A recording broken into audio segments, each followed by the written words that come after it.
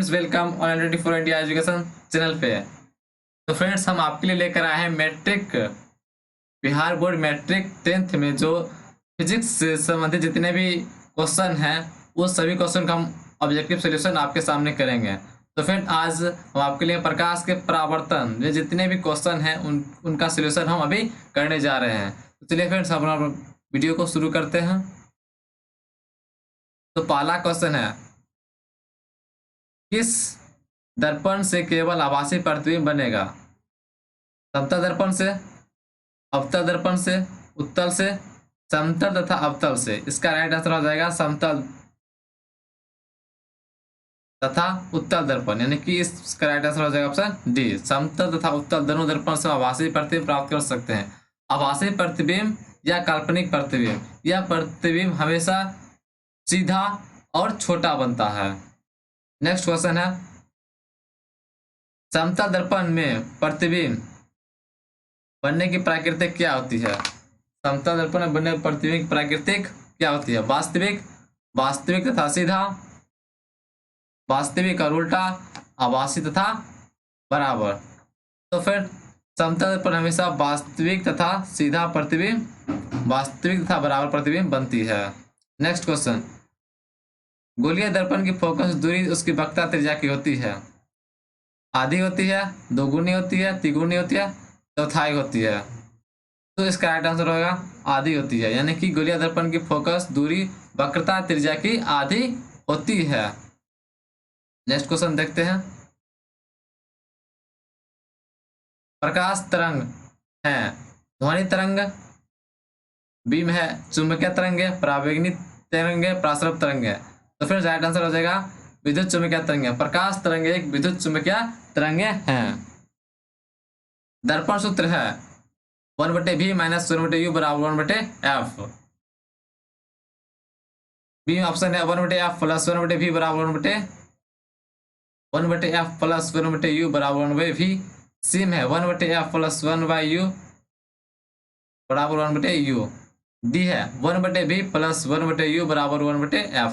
तो फिर इसका राइट आंसर हो जाएगा डी।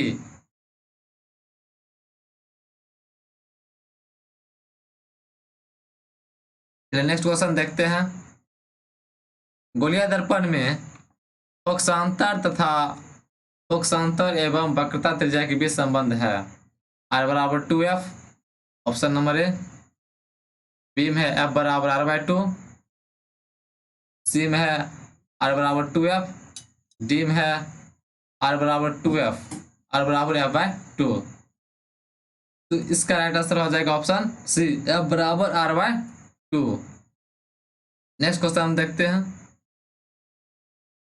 एक गोलीय दर्पण द्वारा बने प्रतिबिंब आवर्धन ऋणात्मक हो तो प्रतिबिंब उल्टा होगा, सीधा होगा, सीधा भी हो सकता है और उल्टा भी हो सकता है।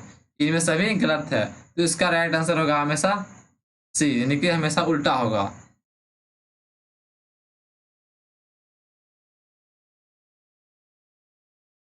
चलिए नेक्स्ट क्वेश्चन है, सोलर कुकर में व्यवहार किया जाता है अवतल दर्पण का, उत्तल दर्पण का, समतल दर्पण को, परवलय दर्पण को। तो सोलर कुकर हमेशा उत्तल दर्पण का प्रयोग किया जाता है, यानी कि इसका आंसर ए होगा। मोटर चालक के सामने दर्पण साइड मिरर लगा होता है, अवतल, उत्तल, समतल, इनमें से कोई नहीं। गाड़ी का साइड मिरर हमेशा उत्तल दर्पण का प्रयोग किया जाता है। सर्च लाइट का परावर्तक सतह होता है, सर्च लाइट का परावर्तक सतह होता है बी, ऑप्शन है ए उत्तल दर्पण, बी है अवतल दर्पण, सी समतल दर्पण, डी उत्तल एवं अवतल दर्पण। तो फिर इसका राइट आंसर हो जाएगा बी अवतल दर्पण, यानी कि गाड़ी के सर्च लाइट में अवतल दर्पण का प्रयोग किया जाता है। प्रकाश की किरणें गमन करती है, ऑप्शन है सीधी रेखा में, टेढ़ी रेखा में, सी सभी दिशा में, उपयुक्त सभी। तो फिर प्रकाश की किरणें हमेशा सीधी रेखा में गमन करती है। प्रकाश के कितने नियम हैं? प्रकाश के परावर्तन के कितने नियम हैं?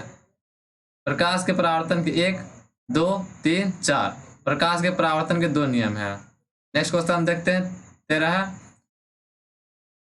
किस दर्पण से बड़ा प्रतिबिंब बनता है। ऑप्शन है समतल दर्पण, अवतल दर्पण, उत्तल दर्पण, इनमें से कोई नहीं। तो फ्रेंड्स अवतल दर्पण से हम बड़ा प्राप्त करते हैं, यानी कि अवतल दर्पण से हम बड़ा प्रतिबिंब प्राप्त करते हैं। अवतल दर्पण से बड़ा और छोटा प्रतिबिंब दोनों प्राप्त कर सकते हैं। ठीक है, नेक्स्ट क्वेश्चन है समतल दर्पण द्वारा बना प्रतिबिंब होता है। ऑप्शन है वास्तविक, काल्पनिक, ए एवं बी दोनों, इनमें से कोई नहीं। तो समतल दर्पण से हमेशा काल्पनिक प्रतिबिंब प्राप्त किया जाता है। नेक्स्ट क्वेश्चन है दाढ़ी बनाने में किस दर्पण का उपयोग किया जाता है। दाढ़ी बनाने में किस दर्पण का प्रयोग किया जाता है। अब क्वेश्चन फ्रेंड्स कई बार रिपीट की जा चुकी है, 2011, 15, 16, 17 में कई बार क्वेश्चन रिपीट किया जा चुका है। ऑप्शन है हमारा समतल दर्पण, उत्तल दर्पण, अवतल दर्पण, इनमें से कोई नहीं। तो फिर इसका राइट आंसर हो जाएगा ऑप्शन सी, यानी कि दाढ़ी बनाने में हमें अवतल दर्पण का प्रयोग किया जाता है। फिर हम जब दाढ़ी बनाते हैं तो अपने चेहरे को अवतल दर्पण के ध्रुव और फोकस के बीच रखते हैं, जिससे हमारा प्रतिबिंब दर्पण के पीछे सीधा एवं वस्तु हमें चेहरा से बड़ा बनता है। जैसे हमें छोटी दाढ़ी भी बड़ी दिखाई पड़ती है, हम उसे आसानी से सेव कर देते हैं या कट कर देते हैं।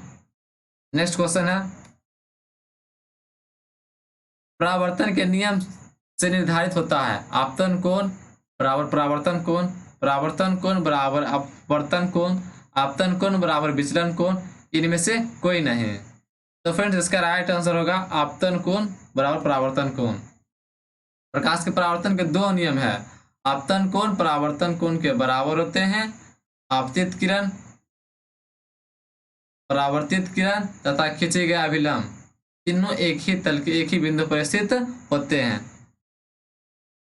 नेक्स्ट को 17 नंबर देखते हैं दंत विशेषज्ञ किस दर्पण का उपयोग मरीजों के दांतों का बड़ा प्रतिबिंब देखने के लिए करता है।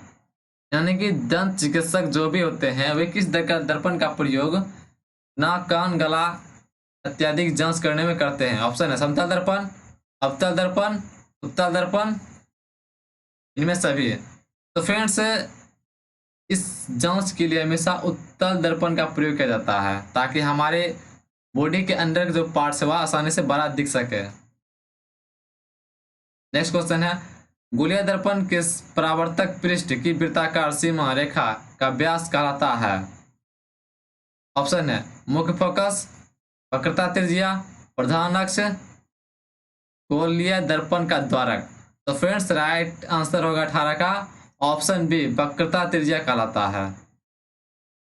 नेक्स्ट क्वेश्चन है हमारा एक उत्तल दर्पण में बना प्रतिबिंब हमेशा होता है, उत्तल दर्पण बना प्रतिबिंब हमेशा होता है वास्तविक और ह्रासित, बी है काल्पनिक और ह्रासित, सी है वास्तविक और आवर्धित, डी है काल्पनिक और आवर्धित। तो फ्रेंड्स 19 का राइट आंसर होगा ऑप्शन बी, काल्पनिक और ह्रासित। नेक्स्ट क्वेश्चन 20 नंबर देखते हैं ऐसे पदार्थ जिससे होकर प्रकाश आसानी से पार कर जाता है कहलाता है पारदर्शी पदार्थ, अपारदर्शी पदार्थ, पारभासी पदार्थ, बटर पेपर। तो जिससे प्रकाश आसानी से गुजर से हम पारदर्शी पदार्थ कहते हैं, इसका राइट आंसर ए हो जाएगा। और वैसे पदार्थ जिनसे प्रकाश आसानी से नहीं गुजरते से हम अपारदर्शी पदार्थ कहते हैं। वैसे पदार्थ जिनसे प्रकाश की थोड़ी मात्रा गुजर सके उसे हम पारभासी पदार्थ कहते हैं। नेक्स्ट क्वेश्चन है हमारी आंखें जो देख सकती है वे वस्तुएं कहलाती है दीप्त वस्तुएं, प्रदीप्त वस्तुएं, दीप्त प्रदीप्त दोनों, इनमें से सभी। राइट आंसर इसका हो जाएगा दीप्त एवं प्रदीप्त दोनों वस्तुएं हमारे नेत्र देख सकती है। नेक्स्ट क्वेश्चन है यदि हम किसी बिंब का प्रतिबिंब आवर्धित निरात्मक हो तो उस प्रतिबिंब की प्राकृतिक क्या होती है। तो फ्रेंड्स ऑप्शन है वास्तविक और उल्टा, वास्तविक और सीधा, आभासी और सीधा, आभासी और उल्टा। तो फ्रेंड्स इसका राइट आंसर होगा वास्तविक और उल्टा। नेक्स्ट क्वेश्चन देखते हैं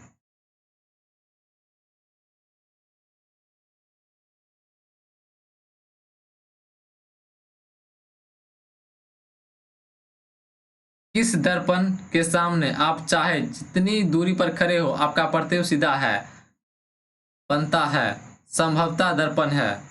केवल समतल दर्पण, केवल उत्तल दर्पण, केवल अवतल दर्पण, केवल समतल या उत्तल।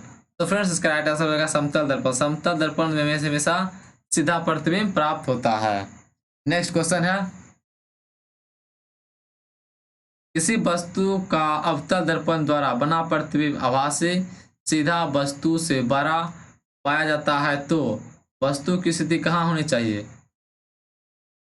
ऑप्शन है मुख्य फोकस तथा वक्रता केंद्र के बीच, बी है वक्रता केंद्र पर, सी है वक्रता केंद्र के पार, वक्रता केंद्र से पार, ध्रुव के दर्पण के ध्रुव तथा मुख्य फोकस के बीच। तो फ्रेंड्स इसका राइट आंसर होगा डी, दर्पण के ध्रुव और मुख्य फोकस के बीच। नेक्स्ट क्वेश्चन देखते हैं 25। निम्नलिखित में से किस दर्पण द्वारा किसी वस्तु का वास्तविक प्रतिबिंब मिल सकता है? उत्तल दर्पण द्वारा, समतल दर्पण द्वारा, अवतल दर्पण द्वारा, इनमें से सभी। तो फ्रेंड्स इसका राइट आंसर होगा सी, अवतल दर्पण द्वारा। अवतल दर्पण के द्वारा हमें वास्तविक प्रतिबिंब मिल सकती है। इस दर्पण के द्वारा हम वास्तविक और काल्पनिक दोनों प्रतिबिंब प्राप्त कर सकते हैं। वास्तविक प्रतिबिंब सीधा, वास्तविक प्रतिबिंब उल्टा होता है और काल्पनिक प्रतिबिंब हमेशा सीधा होता है। नेक्स्ट क्वेश्चन है हमारा, उत्तल दर्पण द्वारा बना प्रतिबिंब होता है हमेशा सीधा, हमेशा उल्टा, हमेशा सीधा और उल्टा, सभी गलत है। तो फ्रेंड्स उत्तल दर्पण द्वारा हमेशा प्रतिबिंब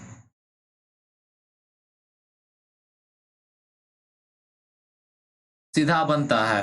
चलिए नेक्स्ट क्वेश्चन है, अवतल दर्पण में आवर्धित काल्पनिक प्रतिबिंब बनाने के लिए वस्तु को कहाँ रखा जाता है? फोकस पर, फोकस के अंदर, वक्रता केंद्र के पास, वक्रता केंद्र और फोकस के बीच। तो फ्रेंड्स इसका राइट आंसर होगा बी, फोकस के अंदर। नेक्स्ट क्वेश्चन देखते हैं, प्रकाश तरंग है, ध्वनि तरंग है, विद्युत चुम्बकीय तरंग का, परावैगनी तरंग का, प्रसरव तरंग है। तो प्रकाश तरंग एक विद्युत चुम्बकीय तरंग का उदाहरण है। तुम्हारा नेक्स्ट क्वेश्चन है 29 नंबर, निर्वात में प्रकाश की चाल होती है, निर्वात में प्रकाश की चाल होती है 3×10⁸ मीटर प्रति सेकेंड, 3×10⁸ सेंटीमीटर पर सेकेंड, सी है 3×10⁸ किलोमीटर प्रति सेकेंड, डी है 3×10⁸ मिलीमीटर पर सेकेंड।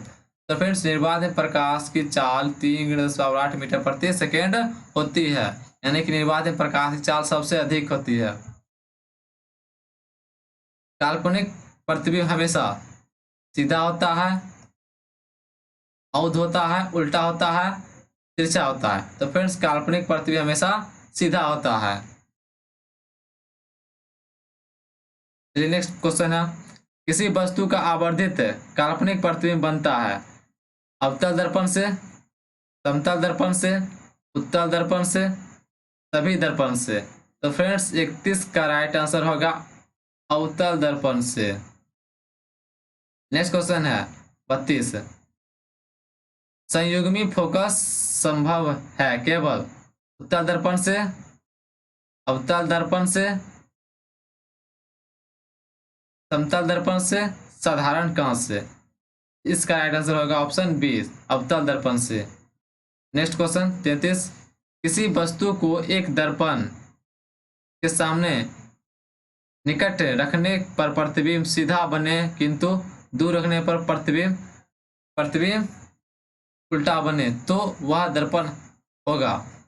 ऑप्शन समतल दर्पण, उत्तल दर्पण, उत्तल दर्पण, अवतल दर्पण, समतल दर्पण। तो फ्रेंड्स इसका राइट आंसर होगा ऑप्शन बी, अवतल दर्पण। नेक्स्ट क्वेश्चन है, यदि वस्तु को एक दर्पण के सामने, दर्पण के सम्मुख किसी भी दूरी पर रखने से उस वस्तु का प्रतिबिंब सदैव सीधा और छोटा बनता है तो वह दर्पण है। ऑप्शन है समतल दर्पण, उत्तल दर्पण, अवतल दर्पण, इनमें से कोई नहीं। तो फ्रेंड्स इसका राइट आंसर होगा उत्तल दर्पण। नेक्स्ट क्वेश्चन 35 नंबर है, उत्तल दर्पण से प्रतिबिंब सदैव होते हैं वक्रता केंद्र तथा फोकस के बीच, वक्रता केंद्र तथा अनंत के बीच, ध्रुव तथा फोकस के बीच, इन्हीं कहीं भी बन सकती है। तो फ्रेंड्स 35 नंबर का राइट आंसर होगा ऑप्शन सी, ध्रुव तथा फोकस के बीच। नेक्स्ट क्वेश्चन देखते हैं। किसी वस्तु को हम तभी देख पाते हैं जब प्रकाश वस्तु को अवशोषित करे, ऑप्शन ए, बी परावर्तित करे, अपवर्तित करे, परावर्तित तथा अपवर्तित करे। तो फ्रेंड इसका राइट आंसर होगा ऑप्शन बी, यानी कि परावर्तित करे, जब प्रकाश की किरण परावर्तित होती है तब किसी वस्तु को देख पाते हैं। नेक्स्ट क्वेश्चन है, किसी दर्पण में वास्तविक प्रतिबिंब नहीं बन सकता है। किस दर्पण में वास्तविक प्रतिबिंब नहीं बन सकता? समतल दर्पण, अवतल दर्पण, समतल तथा अवतल, सभी दर्पणों में। तो फ्रेंड्स समतल दर्पण में वास्तविक प्रतिबिंब नहीं बन सकता, यानी कि समतल और उत्तल दर्पण से वास्तविक प्रतिबिंब नहीं बन सकती है। नेक्स्ट क्वेश्चन, अवतल दर्पण के फोकस से चलती किरणें परावर्तन के बाद प्रधान अक्ष के समांतर हो जाती है, प्रधान अक्ष के लंबवत हो जाती है, ऑप्शन सी ध्रुव से गुजर जाती है, ऑप्शन डी वक्रता केंद्र से गुजर जाती है। तो फिर 38 करेक्ट आंसर होगा ए, प्रधान अक्ष के समांतर हो जाती है। तो नेक्स्ट क्वेश्चन देखते हैं, क्या समतल दर्पण में बने प्रतिबिंब को पर्दे पर उतारा जा सकता है? नहीं, समतल दर्पण का प्रतिबिंब काल्पनिक प्रतिबिंब होता है, काल्पनिक प्रतिबिंब को पर्दे पर नहीं उतार सकते, वास्तविक प्रतिबिंब को पर्दे पर हम उतार सकते हैं। इसका राइट आंसर हो जाएगा ऑप्शन बी। प्रकाश की किरणें समतल दर्पण और 60 डिग्री कोण पर झुका हुआ हो तो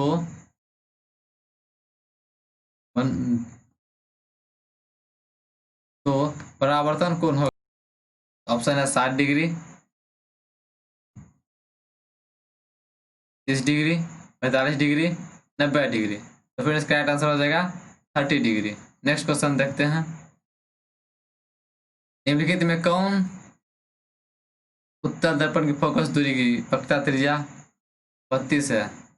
निम्नलिखित में से कौन उत्तल दर्पण की फोकस दूरी है यदि वक्रता त्रिज्या 32 है, यानी कि r बराबर 32 है, हमें f निकलना है, f बराबर r/2 होता है, यानी कि 32/2 16 वाला आंसर ऑप्शन नंबर सी हो जाएगा। नेक्स्ट क्वेश्चन देखते हैं, एक उत्तल दर्पण की फोकस दूरी 20 सेंटीमीटर वक्रता त्रिज्या होगी, यानी कि फोकस दूरी f बराबर 20 दिया गया है, तो इसकी फोकस दूरी r बराबर 2f होता है, यानी कि 2 गुने 20 40 का राइट आंसर हो जाएगा, यानी कि ऑप्शन डी।